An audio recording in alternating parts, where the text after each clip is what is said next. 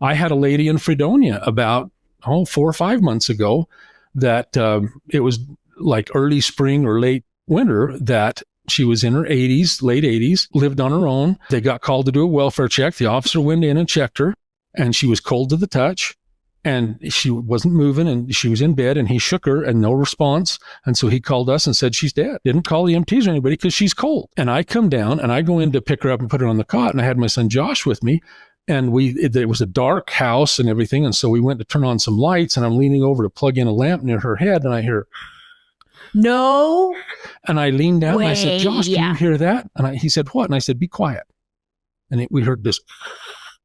She slept through the whole thing. Well, she had two people check her for. She had a massive stroke. Oh, so and so because she was comatose, she couldn't move. She wasn't aware of anything. It had slowed down her everything in her body to the point that she was probably cold. 85 degrees versus 101. Gosh. And so she felt cold. Her extremities felt cold, and she didn't respond to anything the officer did. But I went back out and told the officer, she's still alive. Oh, ha, ha, ha. And now what? I said, no. She is alive.